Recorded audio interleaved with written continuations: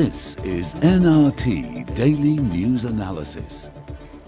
سڵاوتان لێبێت بەڕێزان کارزان عوسمانم لە ستۆدیۆکانمان لە شاری سلێمانیەوە لەگەڵتانم بۆ تاوتوێکردنی پرسە گرم و گرنگەکانی ڕۆژ. ڕەنگە زۆر کات ڕۆژانە ئەو خەمانەی کە خەمی سیاسین یان نقاشی هێز و لایەنە سیاسیەکان یان خەمە ئابوورەکان بە گشتی بکرێتە بابەتی بەرنامە و گفتوگۆی زۆری لەبارەوە کرابێت. بەڵام کەمترین گفتوگۆ لەسەر بابەتە فەرهەنگیەکان کراوە. من ئەمشەو دەبێت ئەو مەودایە ئەمشەو بابەتی تاوتوێ تەرخام بکەم بۆ گفتوگۆ لەسەرەوەی کە هونەر و فەرهەنگی ئێمە بەڕاستی لە چه ئاستێکدایە. ئەگەر لە ئاستێکی خراپدایە کێلەی بەرپرسە هونەرمەندان خۆیان یان ئەو موئەسسە فەرمیانەی کە لە هەرێمی کوردستاندا دروست کراون و تایبەتن بە دەعم و لێپێچینەوە و چاودێریکردنی ئەو کارە هونەریانەی کە دەکرێن. حتمەن من مەبەستمە کە زۆرتر لەسەرەوە بوەستم خەتاکە لە ئەستۆی شێدایە. هونەرمەندان بۆ خۆیان کەم تەرخەم و بێخەمن یان موئەسسەکانی ئێمە وەکو پێویست نەیانتوانیوە دەعمی ئەو خەڵکانە بکەن کە دەتوانن بەرهەمی هونەریان هەبێ. وەک گرفتێکی تر ئێستا کە لەنێو هونەرمەندان بۆ خۆیان دروست بووە مەسەلەی هونەری ڕەسەنە. هونەری ڕاستەقینە چێ دەیکا لە هەرێمی کوردستان دەکرێت ناو بنین لەو بەرهەمانەی کە ڕۆژانە یاخۆت جیلەکان یەک لە دوای یەک بڵاوی دەکەنەوە و دەبن بە بەرهەمێکی کوردی بەر لەوەی بەرهەمی خاوەنەکەی بن. زۆر گفتوگۆی دیکە دەکەین لەوەی کە هونەر تا چەند پەیامی هەیە لەو گرفتان و ڕوودا و پێشاتانەی کە دێنە ئارا بۆچی زۆر جاروا دەردەکەوێت کە هونەرمەندان بێدەنگن هونەرمەندان قسەیەکی ئەوتۆیان نییە لە کاتێکدا ڕەنگە خەڵکانێک ئەوەندەی گوێ لە هونەرمەندێک دەگرن ئەوەندە گۆڕایەڵی سیاسیەک نەبن کە ئەمە واقع پێم وابێ نەکتەنیا لە هەرێمی کوردستان ڕەنگە بۆ دنیاش ئەم قسەیە ڕاست بێ. بەرحاڵ من گفتوگۆ دەکەم لەگەڵ میوانەکەم بە سوپاسەوە هونەرمەند خالید ڕەشید ڕاستەوخۆ لە ستۆکۆڵمەوە ئەمشەو لەگەڵمان دەبێت. کا خالید سوپاس دەکەم کە میوانی تاوتوێی. کارزان زۆر سپاسی ئێوە دەکەم و ڕێز و سڵاوم دەنێرم بۆ هەموو ئەوانەی کە ئێستا دەمان بینن. سپاس دەکەم. کا خالید من حتمەن دواتر لەسەر هەندێک بابەتی تایبەت بە خۆت دەوەستم پرۆژەکانت چی بووە ویستوتە چی بکەیت توانیتانە چی بکەن. بەڵام ئەمێ بە گشتی لە چاوی تۆ وەکو هونەرمەندێک لە ڕووی ئێوە وەکو هونەرمەندێک بزانم چۆن دۆخی فەرهەنگی و هونەری ئێستای کوردستان هەڵدەسەنگێنن. ڕاستیدا کارزان ئەمە خەڵک میانی ئێستا هەر کاسبکارێک هەر کەسێکی پیشەگەر هەر بناڵێکی سەر جادەکان بگریە دەتوانێت شەرحی وەزعی ئێستات بۆ بکە لەو وارەدا. من 20 ساڵ 25 ساڵ لەمەوە پێش لە کۆمەڵی کەناڵەوە ئاگاییمدا لە دوای ڕاپەڕینەوە کۆمەڵێک پرینسیپم دانا بۆ مۆسیقای کوردی کە ئەوێ چۆن بێ گروپی مۆسیقای فۆلکلۆرمان دانا خەڵکمان لە دەوری کۆ کردەوە باسی ئەومان کرد کە هونەری ئەم نەتەوەیە کە لە چوار لاوە هەڕەشەی لێکراوە چۆن چۆنی ئەتوانین ئەم هەڕەشانە وا لێ بکەین کە بیجێڕینەوە سەرسکەی ئەسلی خۆی کە کاتی خۆی تعریب کرابوو. ئەوەی ڕاستی بێ کە ئەمڕۆ جۆرێک لە شێواندنیان دروست کردووە کە ئەمە شتێکی ئەنقەستە. ئێمە کاتی خۆی دەمانزانی ئەمە لە نەزانی دەیکەن. بەڵام ئێستا من گەشتومەتە ئەو یەقینەی کە ئەمە پلانێکی 100 ساڵی دەوڵەتانی جیهانیە بۆ نەهێشتنی شتێک بە ناوی کوردەوە. جاتۆ بۆی نەتەوەیەک نێڵێ بێ لە پێشا فەرهەنگەکەی لە ناوبەریت ئەبێ لە پێشا فەرهەنگی ئەنداگیری بکەیت کە من 25 ساڵ لەمەوە پێش باسی ئەمەم کرد. ئەو وڵاتە بێنیت بە فەرهەنگ داگیری بکەیت. ئێستا تۆ کە لە تورکیاوە دەی بەرەو کوردستانی باشوور هەستەکەی یەک جغرافیای بە یەکەوە نووسێنراوە. حالەتێک دەدەیتە دەستی کەسێکی ئەوە مەسەلەن مۆسیقیە تەماشا دەکەی بە جۆرێک لی دەدا مەسەلەن ئەسفەکانی کارەکانی زۆر بە شێوازی تورکی و هی وڵاتانی تر دەچێت. باشە بەڵام کێ لەمە بەرپرسە؟ یعنی بۆ خۆت باست کرد دەڵێ 25 ساڵ لەمەوبەر ئەم ئاگاییم داوەوە محاولە و هەوڵێکی لەم جۆرە هەبووە. باشە شخصی بۆ محاولەکە فراوان نەبوو پاڵپشتیت نەکرا؟ بەڵێ بەڵێ ببوورە پرسیارەکە تێنەگەشم جۆم بەردەنگی محاولەکە شخصی بوو فراوان نەبوو بۆ نمونە مؤسساتی فەرمی پشتگیری بکەن هاوڕێ هونەرمەندەکانت کوردستان تێڤ ئێستاش لە ئەرشیفیان ماوە وتم ئەم بە فەرهەنگکردنەی باشووری کوردستان کۆتاییەکەی وەکو قوبڕوسی لێدێت کە تورکەکان لە ساڵی 1974 ئەو وڵاتیان داگیر کرد بەشی سەرەوەی بەبێ ئەوەی کە دەوڵەتێکی گەورەی بە قووەتی وەکو یۆناان هاوزمان و برایانە نەیانتوانی ئەو پارچیان لێبسەنەوە وتم ئەمە پلانە بەڵام زۆر بە جددی وەریان نەگرت و شتەکانیان هەروەکەوەی کە ئێستای بینن ڕۆژ بە ڕۆژ ئەوانە پێشڕەوی دەکەن لە تێنەگەیشتنەوە بوو لەو خەمەی کە تۆ باست دەکرد یان بە ئاگاییەوە ئەمە کراوە من وەم دەزانی نەزانیە بەڵام ئێستا گەشتومەتە قەناعەتێ پاش 25 ساڵ ئەمە پلانێکە کاتی خۆی تیارەی ئینگلیس ئەهات خۆی ڕاستەوخۆ بردومانی سلێمانی و ڕاوەندزیە کرد پاشان هات لە ڕێگەی دەستکێشەکانیەوە کە ئێران و تورکیان ئەوانی بەکاری هێنا بۆ ئەوەی کە ئەم خاک و ئەرزە وجودی نەمێنێت ئێستا لە ڕێگەی ئەو دوو دەوڵەتەوە خەڵکیان هەیە لە ناو وڵاتی ئێمە بە ناوی حزبی سیاسی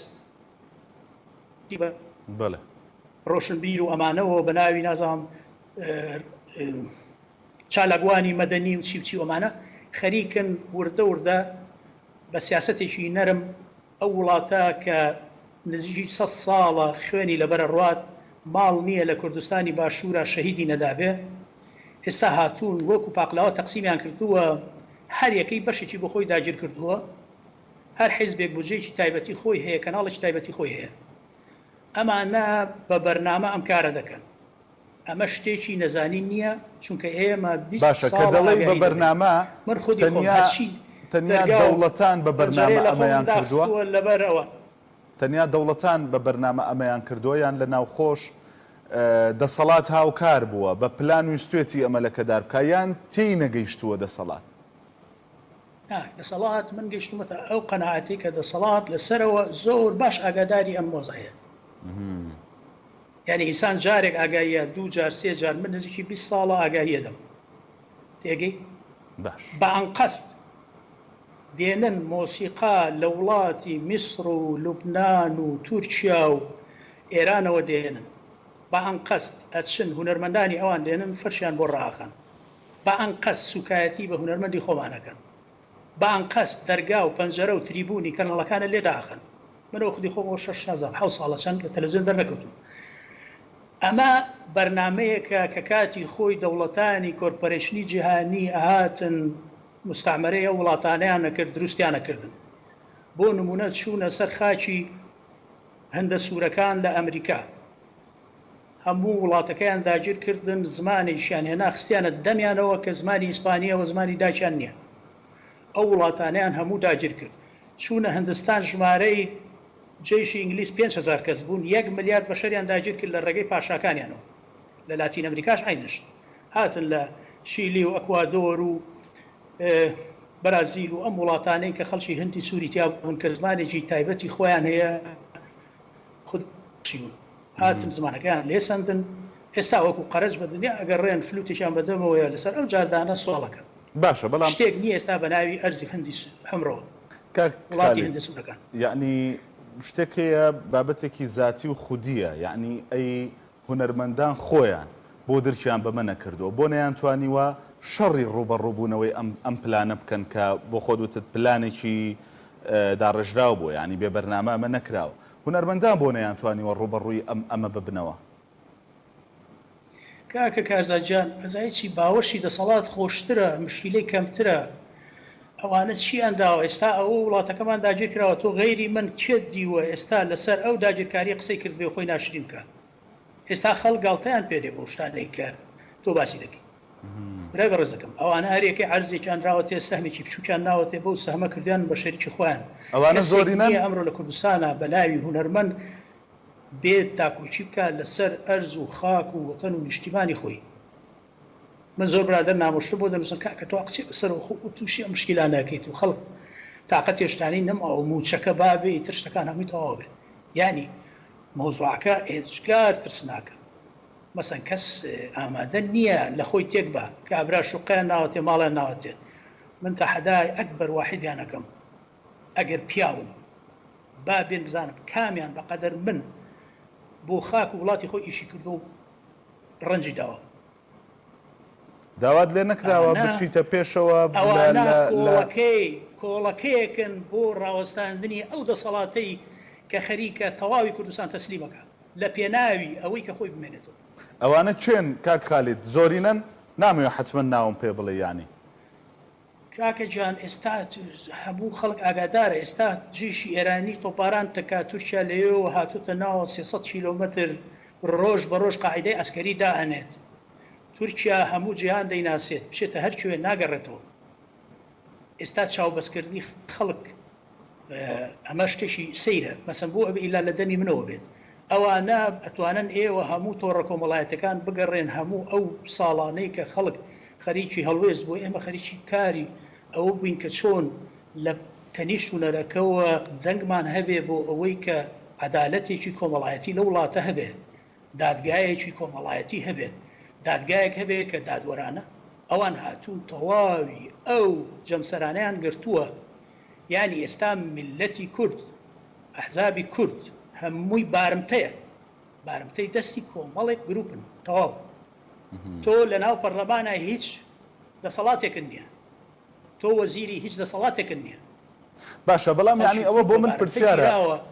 نە حیزب بڕیارە دەتوانێت بدا نە حکوومەت دەتوانێت بیدا هەمووی کەناڵەکان لە چەند شوێنێکەوەیە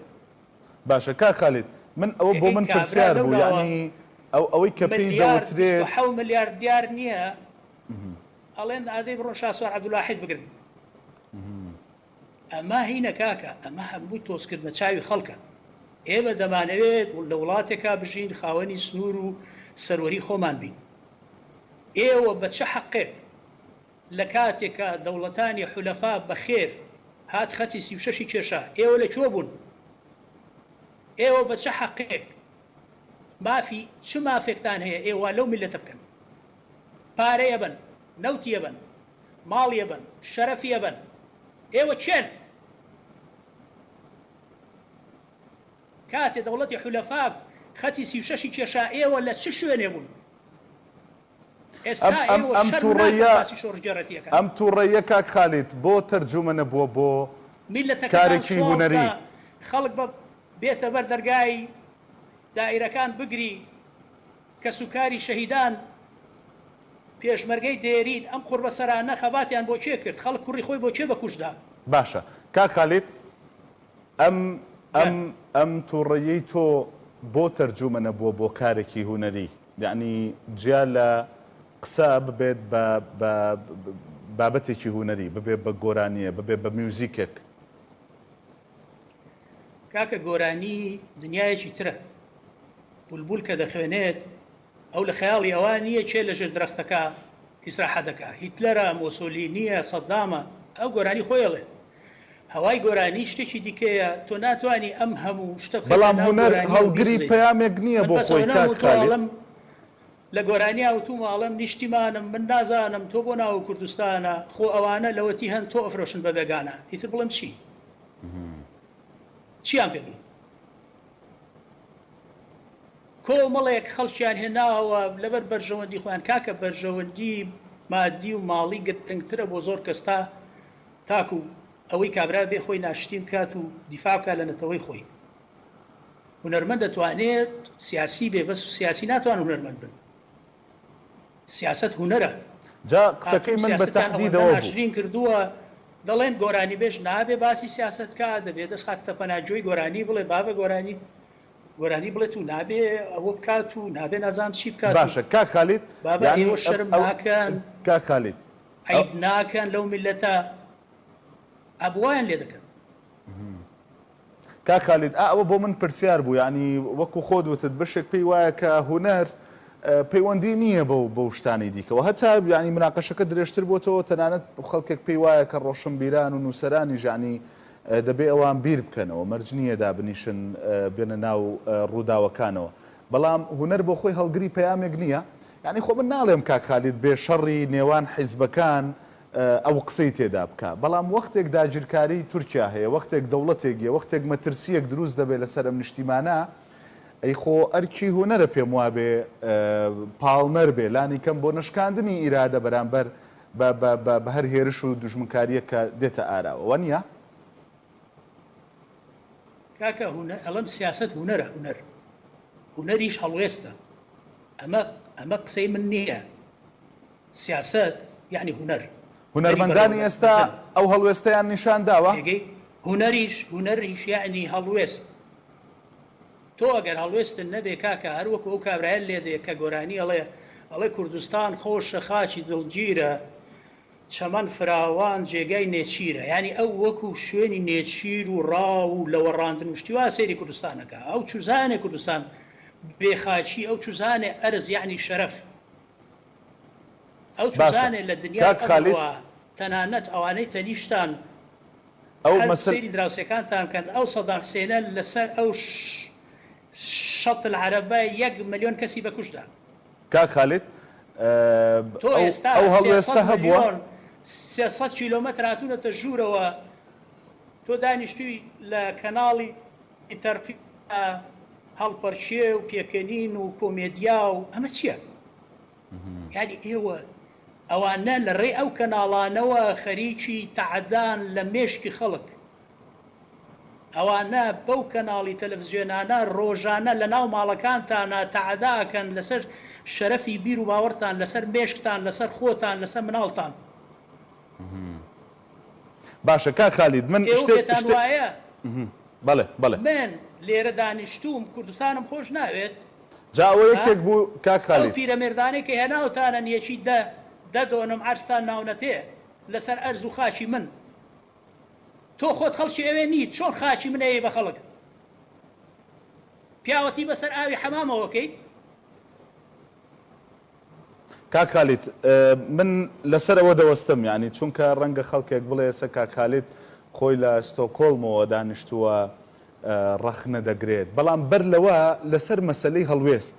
پێت وایە هونەرمەندانی ئێمە خاوەن هەڵوێست بوون لەو قەزیانی کە پێویست بوو ئەوان هەڵوێستیانە بێت چونکە بۆ خۆت وتت هونەر بە نەتیجە هەڵوێستە ئەم هەڵوێستە نیشان دراوە چونکە ئێستا ڕیزبەندی هەیە کاک خالید تۆ خۆت دەزانی ئێمە هونەرمەندمان هەیە زۆر گوێ لێ گیراوە یعنی هەتا ئەگەر ئەو ڕیزبەندیە دروست و ئەو تعبیرە تەواو بێت هونەرمەندی گەورە هونەرمەندی ناودار ئەو خەڵکانی کە ڕەنگە سیدەکانیان پرفرۆش بن کە ڕەنگە کۆنسێرتەکانیان قەرەباڵغ بن ئەمانە توانیوانە هەڵوێست نیشان بدەن لەو شوێنەدا کە پێویستە هەڵوێستیان هەبێ کاکە هەڵوێستی چی و حاڵی چی برای بەڕێزم ئێوە خۆتان لە وڵاتەکە و لە مەملەکەتەکەژین باشە لەو وڵاتە ئەمڕۆ هەر کەسێک جوان بێ ئەبێ ناشرین بێ هەر کەسێ باش بێ ئەبێ خراپ بێ تۆ ناوی یەک کەسم پێ بڵێ لە شوێنێکە بە حەقی خۆی دانرابێ لەگەر ڕێزم بۆ ئەو کەمانەی کە من نایەناسم برا بەڕێزەکەم ئەمڕۆ لە ڕێگەی تریبوونی کەناڵەکانەوە چێ دەوێت لە هەفتەیەکە بۆ دەکەن بە هونەرمەندی بزرگ بە یەکێک گەڵەن مەزن بە یەکێک گەڵەن گەورە ئەمە لە هین دەرچووە لە مەسایلی ئەوەی کە ئێمە دانیشین وەکو وڵاتانی کە بەراوردی خۆمان بکەین بە چ قیاسێ قیاسەکان چی یعنی ئەمان قیاسی هونەریان نێشتووە ئەمان ئەدەبی ناو ڕۆشنبیریان نێشتووە کۆمەڵێک ڕۆشنبیری فێر کردووە کە بڵێن گوایە هونەرمەند و ڕۆشنبیرە بێ دەستگرێ بە کڵاوەکەی خۆی و خەریکی بەرهەمەکانی خۆی بێ و گۆرانیەکانی خۆی تۆمارکە و بەرهەمی تازە تۆمارکە کورە ئاخر هەی کورە هەیلات و پوت بەچی بەرهەم تۆمارکەم من کابرا من تەلەبەی منە 100,000 دۆلاریان ناوەتێ بۆ سێدێ ئەی بۆ نایەن بە تۆ کاک خالید بۆ دەیدەن بۆ نایەن بە تۆ ئەو پارەیە ئەو پارەیە بۆ دراوە بە تەلەبەکەت بۆ نادرێ بە تۆ کاکە تۆ لەوێی کاکە هەرزان ڕۆژنامە نووسی من حەزەکەم 4-5 ڕۆژنامە نووسی پیاوی بەڕێز بچن جارێ سەیری ئەو خان و ماڵانە بکەن لە هاوینە هەوارەکان و لەمانە اینجا بزانن ئەو بودجەی کە تا ئێستا سەرف کراوە بۆ سێدێ بەس بەرهەم کە بە پارەی حرامی دەمی خەڵکی هەتی و کراوەتە قورجی ئەوانە وانیش گۆرانی پێڵەن 6 مانجارە سیدیە دەرەکەن بەس ئەوە پرسیارێکە فەرم من لە ئێوەی ڕۆژنامە نووسیەکەنەوە ئەرزەوە گەز بڕۆن بزانن ئەم سێدیانە بەچی تۆمار کراوە باشە لە پای چی ئەمەیان بۆ کراوە کاک خالید لە پای چ شتێک ئەمەیان بۆ کراوە من نازانم لە پای بێدەنگیە لە پای سەرشۆڕیە لە پای نامردیە نازانم لە پای چییە چونکە ئەوە دروست کردوم باش کاکالید ئەوە پرسیارە داکۆشی بکەم لەو هێلانەیە کە خۆم لێ لەدایک بووم کاکە حیوان بڕۆ بۆ لای هێلانەکەی داگیری کە پەلاماردەیە کام حیوان تۆ زۆر بەترسن و جێزانی باشە کاکالید ئەو پرسیارە بەلامەوە گرنگە ئەوەی کە هونەر دەبێت دەعم بکرێ یعنی بیرمانە زۆر جار ئەو گلەیە دەکرا لەلایەن هونەرمەندانەوە کە حکوومەت هاوکار نییە حکوومەت وەکو پێویست ئاوڕیان لێ نایەتەوە ئەوە تا هونەرمەندێک لەبەر فەقیری مرد هونەرمەندێک بێ ماڵە هونەرمەندێک بێ حاڵە ئەو مناقەشەی دروست کرد کە هونەر دەبێت پارە پیا بکە یان هونەرمەند دەبێت دابنی شوێنرێ و بەخێو بکرێ کاکە زای چیە تۆ جارێ ئەو بیئەی کە لێوێ دروستکراوە بیئەی ئەوەیە کە تۆ چۆن بێدەنگ بکریت لە ڕێگەی تەنیا شتێکەوەیش پارەیە پارە ئەمڕۆ بۆ بە وەسیلەیەک بۆ بێدەنگکردنی خەڵک کۆمەڵی خەڵکیان برسی کردووە کۆمەڵیشیان تێر کردووە ئەمە سیستێمێکە ئەبێت لە خۆیان بپرسی بۆ وایان کردووە بۆچی وا دەکەن ئێستا ماڵی وا هەیە 5 شەهیدی هەیە پێگەی ماڵی وا هەیە 10 شەهیدی هەیە ئەمانە بۆچی بچەوسێنەوە کۆمەڵێکی کە بیخۆن من تێناگەم جیڤارا وەسێتی کردوتی من نامەوێت $1 بۆ ماڵ و مناڵم بەجێ هێڵم ئەمانە هاتوون بیریان کردوتەوە لەوەی کە حەونەوە دوای خۆیان بە سەلامەتی و بە ڕێکوپێکی بڕۆن بڕێەوە ئەوە ڕۆژانە ئێوە خۆتان لە کەناڵەکانن ئاگادارن کە چ مەساتێکە لەو وڵاتات چی بەو خەڵکە قوربەسەراکەن یعنی بووی بە سیرکوسی دنیا تۆ ئەگەر خۆ دیفاع لە خۆنەکەی دەوڵەتی ئەوروپی جوابن لەسەر هەڵنایەتی ئێستا وڵاتانی میسر و وڵاتی قەتەر و سعودیا چەند داکۆچیەکەن لە لیبیا ئەوە برای ئەوانە بەڵام کەس لە تۆ داکۆچی ناکات تۆ نە سەروەریت هەیە نەبراو هەیە خالید نازانم تا چەند پرسیارێکی ئاسایی دەبێ بەڵام سەرپشکت دەکەم لەوەی کە وەڵام بدەیتەوە یان نا پێ دوایە چێ ئێستا قیادەی هونەری کوردی دەکات ڕەنگە لە ناو خەڵکا پرسیار بکەی هەر کەس ناوێکت پێ بڵێ هەر کەس یان ڕەنگە چەند ناوێکت پێ بڵێ دەمیش ڕاشکاوانە پێم بڵێ ناوێکەیە پێ دوای بێ ئێستا ئەمە ڕابەرایەتی هونەری کوردی دەکا شایانی گوێ لێگرتن و تەبەنیکردنە یەک وچانی کورتم هەیە هاوڕێیانم پێم دەڵێن ڕکلامێکی بازرگانی هەیە لە پاژەوە وەڵامەکەت لێ وەردەگرمەوە کاک خالید بەڕێزان وچانێک و بەردەوام دەبێت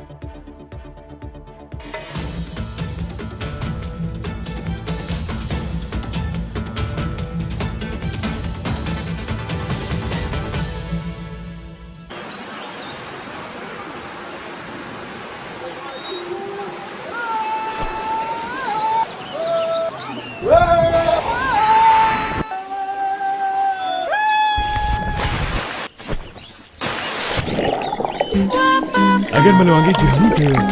وەرە بۆ ئەکواپارکی چاویلان چەندەها یاری تایبەت و مەلەوانگەی ناوازەی لێیە بۆ ئەم گەرمایە هەروەها چەندین یاری ئاوی و مەلەوانگەی تایبەت بە مناڵان ئامادەکراوە چاویلان گەورەترین شاری گەشتیاری لە هەموو عەلەم تاوتوێ بە سپۆنسەری ئاسیاسیۆن بەردەوامە ئێستا توانن سوودمەند بن لە پاکێجی نوێی ڕۆژانە و هەفتانە و ماگانەی ئینتەرنێت بە نرخی کەمتر و ئینتەرنێتی زیاتر.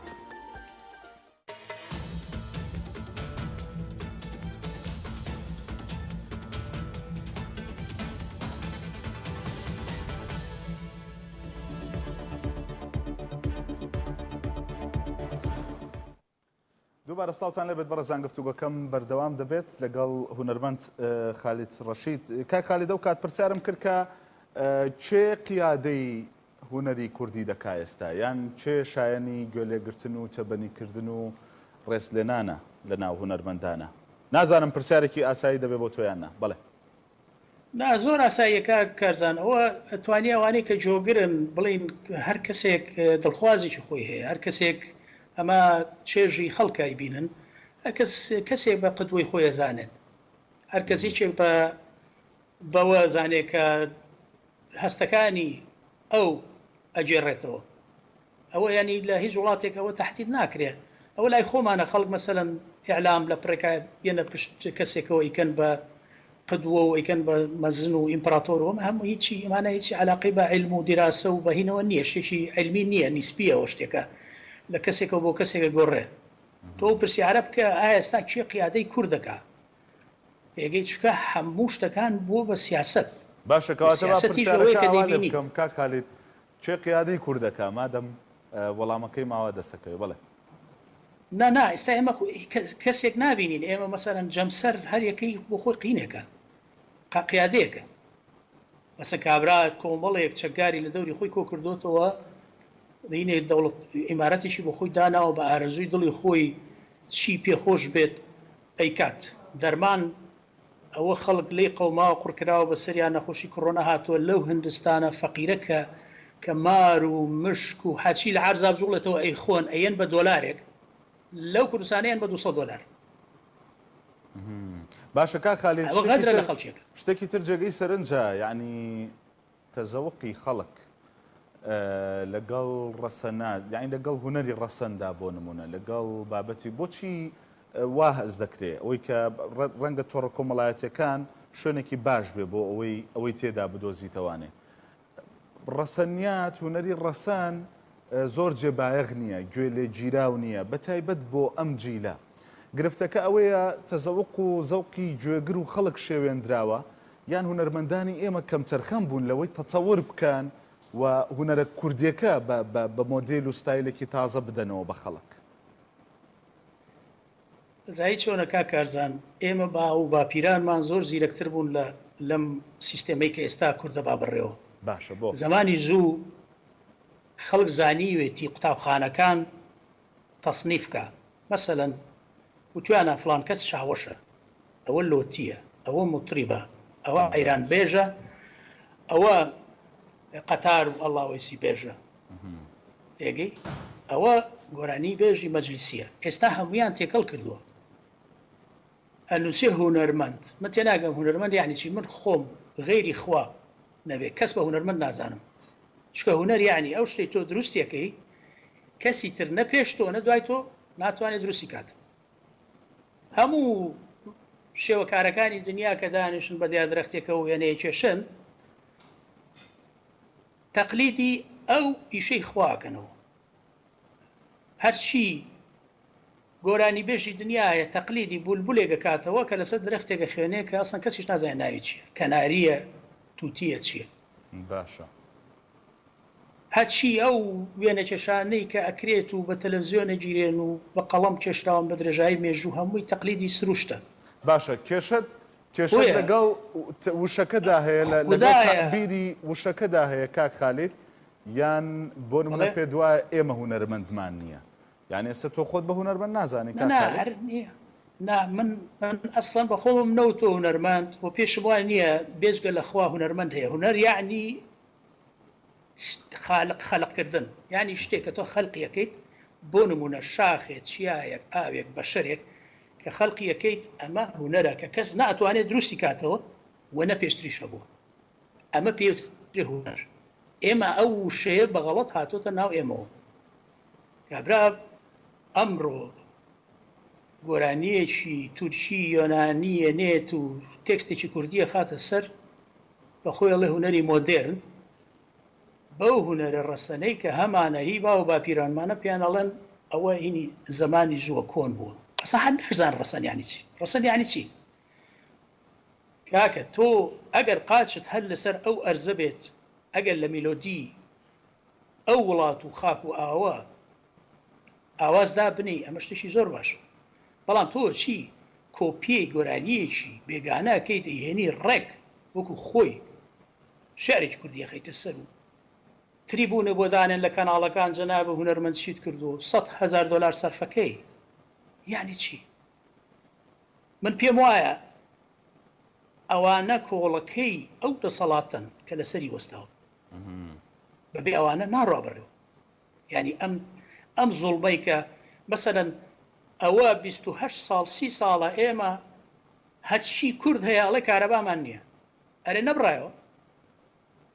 هەرێ بە بنووسین، هەرە بە بیڵێن. ئەمە حەلێکی تریە، ئەمە بەهین ناکرێت بە قسە، لە قسە دەرچۆ شتەکە. یای تۆ 28 ساڵە لەم کەناڵە لەملا لەولا هەرڵی کارەبامان نییە ئەی دوای بابە تۆ خەڵکی ئەم دنیاە ئەم ئەوروپایی کە تۆی بینیت خوێن لاشەی بردووە لەسەر جادەکان خەڵک تا گەشتون بەم فراهەمکردنی ژیانەی کە ئێمە پەنامان بۆ هێناون بۆی بتوانین بژین وەک بەشەر باشە کا خالید تۆ هەر ڕێخۆتەوە بۆڵە بێ و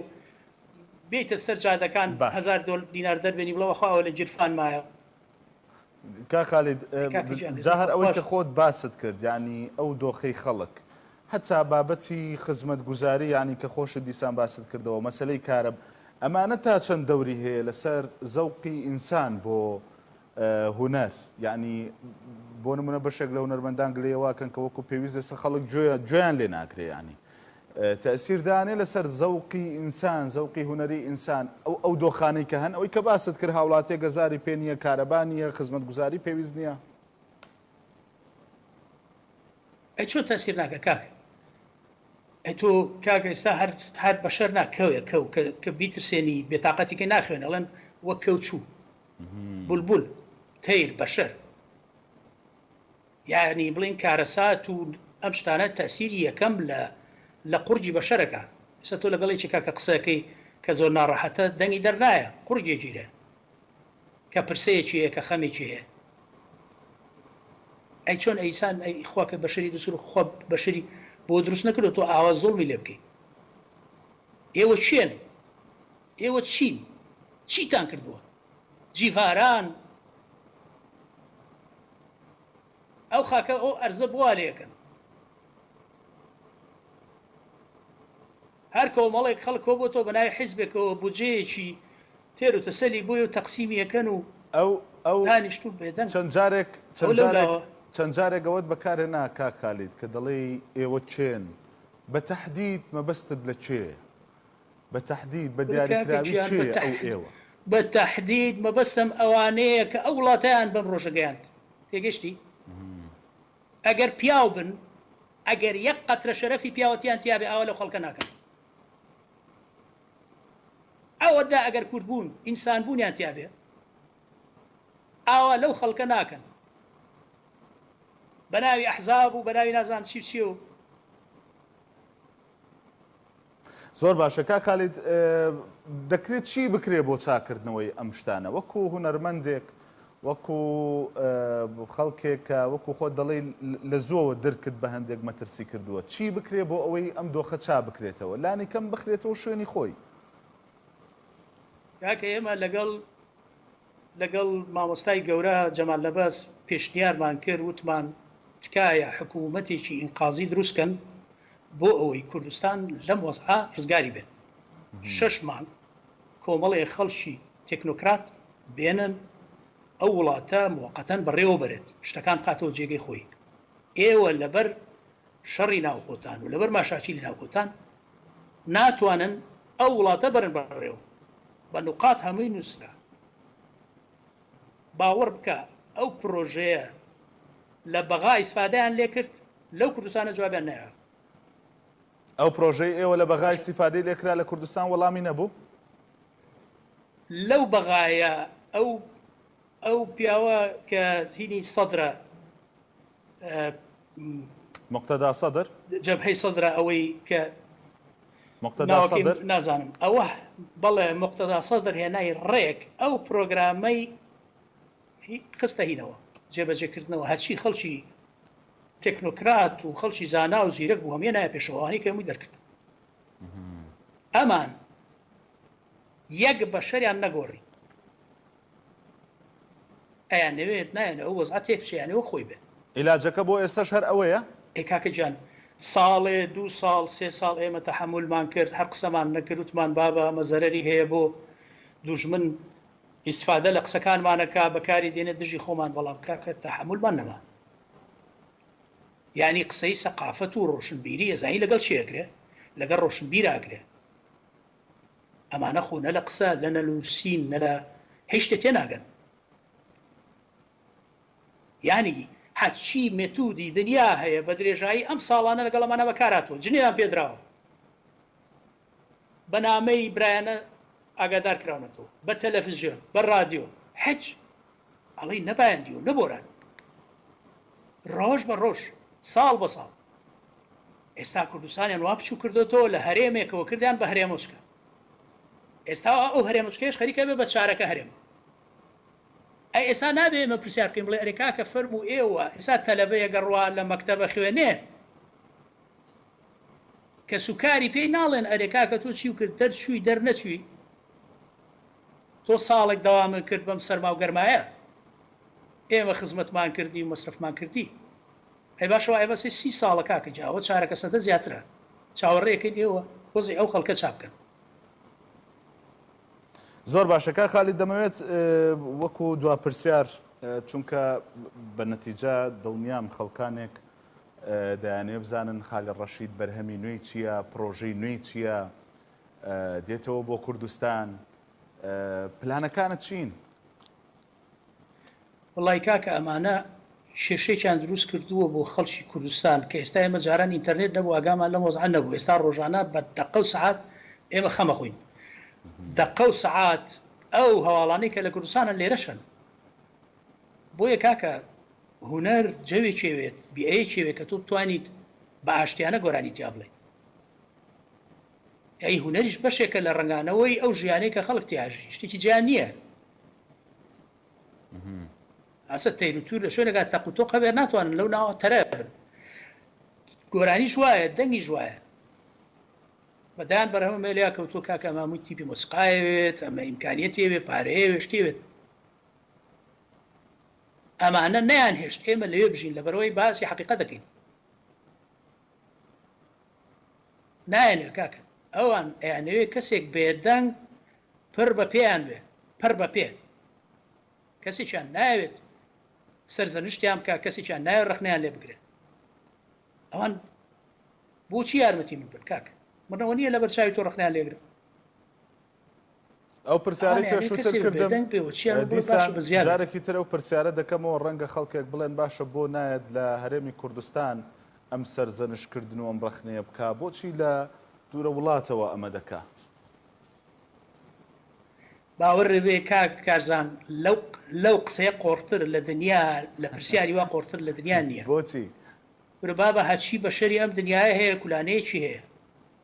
بەن لە کوردستان بوو سەردانی کوردستانم کردووە هاتوو چوو بەشدار بووم لە هەموو چالاکیانەی کە کراون لێرە بابە ئەوە چ ڕەبتێکی بەوەیە کە من ئێستا لە ناو کوردستانە بەم یا لێرە بووم من ناوێکم هەیە کاکە یعنی من دێم بە ناوی خۆمەوە بە دەموچاوی خۆمەوە ڕەخنەگرم جا من لێرەوە قسە بکەم یا لە کوردستانەوە قسەکەم فەرقەکەی چییە ینی لەگەل لێ بمەم گرن ینی دەیکەی ئەڵەن من دێمەوە با مەوعید دەکەم بۆ دانێن فەرموو باشە کاک خالید من بەداخەوە حەزم دەکرد کاتەکە هاوکارم بێ بۆ ئەوەی گفتوگۆکەمان زۆرتر و زیاتر بێ بەڵام خولەکێک تێمێ بۆ ئەوەی دوا قسە و دوا پەیامی خۆ دیانەوەی بتەوێت لێرەوە بیگەیەنی لە پاڵ ئەو قسە و ڕەخنانی ترکە من هەرەوەندەم ماوەکە کارزانجا زۆر سپاسیەوە دەکەم سپاس بۆ جەناب وە سپاسی ئەوانە دەکەم کە ئێستا بە دیاران بەرنامەیەوە دەمانبینن لە هەر کوێکی دنیا هەن ڕێز و حرمەت و خۆشەویستی بۆیان هەیە ئەوەی کە من ئێستا وتومە جگەلەوەی کە لە بەرژەوەندی میلەتی خۆمە هێشتێکی کە نییە جگەلەوەی کە ویستومە ئەو ڕووە ناشینە قێزەونانە دەربخەم لە وڵاتێکە بە هۆکاری چاکردن چکە لە وڵاتێکە کە ڕەخنەگری تیا نەبوو کە هەبوو بە یاری یە گۆڵی هەمووی گۆڵی لەلایە کرد ئەو وڵاتە قەت بەرەو باشبوون ناچێت تۆ ئەگەر مەعاشخۆری ئەو دەسەڵاتەبی قەت ناتوانی ڕەخنە لەو دەسەڵاتە بگریت تێگەی کێشەکە ئەوەیە ئەو جیلەی کە پێڵێن ڕۆشنبیر و هونەرمەند ئەمانە ژێربەژێر هەمویان مەعاشخۆرن من نەزانم کە هەموو ئینسانێک هیچ کەسێ بەبێ نان ناژی هیچ کەسێ بەبێ مەعاش ناژی بەڵام لاوازی ئەو بەشەی کە پێ دەڵێن بەشی ڕۆشنبیر و بەشی هونەرمەندان ئەگەڕێتەوە بۆ ئەوە دەنال زۆر لە مێژ بوو گۆڕانکاری دروست بوو ئەو گۆڕانکاریانەی کە زۆر بە سەریعی دێن زۆر بە سەریعی کۆتاییان دێن تۆ کە بەرەو دیوارێک گەڕۆی بە پەلە دیوارەکە و پەڕێنێ هەر بۆیە گۆڕانکاری دروست نەبوو شکەویستیان زۆر بە پەلەبی گۆڕن بەڵام زۆر بە پۆلە خۆیان گۆڕان بۆیە هیوادارم کە قسەکانم ڕووی دەمم لە ئەو بەڕێز و خۆشەویستانە نییە کە ستەمیان لێکراوە و زوڵمیان لێکراوە لە وڵاتە بە هەموو چین و توێژەکانەوە ڕێز و خۆشەویستیم بۆیان هەیە من بۆیە ئەو قسانم کرد بۆ ئەوەی کە تیان بگەێنم لە دەسەڵات نەک لەوان تیان بگەێنم کە بۆ لەو میلەتەکەن هۆکار چییە ئەو میلەتە وا لێکن بۆ کوردستان ئوتێل نییە ئوتێلی 5 ئەستێرە و جێگەی نێچیر و لەوەڕاندن بێ بەڵکو وڵاتێک کە تۆ بێ کاری بۆ بکەی ئەم خەڵکە لەم وڵاتانە تا وڵاتی خۆیان دروست کردو بە هەزاران هەزاری وەکو من تیاچوو بووی اینجا وڵاتیان بۆ دروست زۆر ینی تۆ نابێ ژیانی نەتەوەکە وا لێ بکەی کە مەجبوری بکەی بەوەی کە لە ساڵێکا دوو موچە وەربگرێت تۆ چیت تۆ چه حەقێکت هەیە وا لەو خەڵکە بکەی تۆ پارەی بۆ پاشەکەوتەکەی ئەو قسەی من بوو کاکەرزان ڕێز و خۆشەویستی مەگەێنم بۆ هەموو لایەک زۆر سوپاس بۆ هونەرمەند خالید ڕەشید سوپاس دەکەم کە ئەم شەو میوانی تاوتوێ بووی دازانێ نافتی سوپاس بۆ ئێوەش تا بەرنامەیەکی دیکە هەر شاد بن.